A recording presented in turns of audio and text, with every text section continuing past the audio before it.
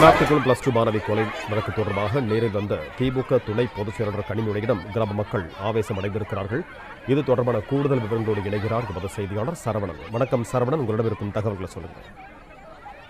தூத்துக்குடி மாவட்டம் விளாத்திக்குளம் அருகே +2 மாணவி பாலியல் வன்கொடுமை செய்யப்பட்டு கொலை செய்யப்பட்டார் என்று கூறப்படும் இந்த விவகாரத்துல இன்றைய தினம் திமுகவினுடைய துணை பொதுச் செயலாளரும் தூத்துக்குடி எம்பியுமான கனிமொழி மற்றும் அமைச்சர் கீதா ஜீவன் ஆகியோர் அந்த மாணவி உயிரிழந்த மாணவியினுடைய கிராமத்திற்கு சென்றிருக்கிறார்கள். அங்கே ஒரு குடும்பத்தை சந்திப்பதற்காக செல்லும் பொழுது அந்த கிராம மக்களால் அவர்கள் முற்றுகையிடப்பட்ட இருவரையுமே சூழ்ந்த அந்த கிராம மக்கள் கடும் வாக்குவாதத்துல ஈடுபடுகிறார்கள். குறிப்பாக கடந்த 2 நாட்களாக போராட்டம் நடத்தி வருகிறோம், கடந்த 2 நாட்களாக ஏன் வரவில்லை என்ற கேள்வியை அவர்கள் முன்வைத்து வாக்குவாதத்தில் ஈடுபட்டிருக்கிறார்கள்.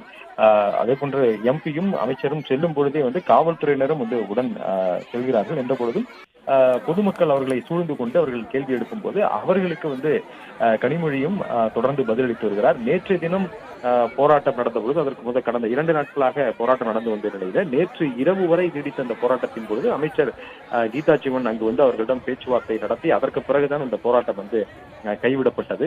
இன்றைய தினம் அந்த குடும்பத்தினரை சந்திப்பதற்காக மீண்டும் அமைச்சர் கீதா ஜீவனும் அவர் அதே போன்ற எம்பியும் திமுகவினுடைய துணை பொதுச் செயலாளருமான கனிமொழியை அழைத்துக் கொண்டு அந்த குடும்பத்தினரை சந்திப்பதற்காக செல்லும் பொழுதுதான் இந்த வாக்குவாதம் ஏற்பட்டிருக்கிறது. அந்த மாணவியினுடைய உறவினர்கள் இந்த கிராம மக்களும் சூழ்ந்து கொண்டு அந்த கேள்வியை முன்வைக்கிறார்கள். கடந்த 2 நாட்களாக போராட்டத்தில் ஈடுபட்டு வருகிறோம், கடந்த 2 நாட்களாக ஏன் வரவில்லை என்ற கேள்வியை அவர்கள் மீண்டும் மீண்டும் முன்வைத்திருக்கிறார்கள். அவர்களை சமாதானப்படுத்தும் வகையில தொடர்ந்து கனிமொழியும் அவர்களிடம் பேசி வருகிறார்.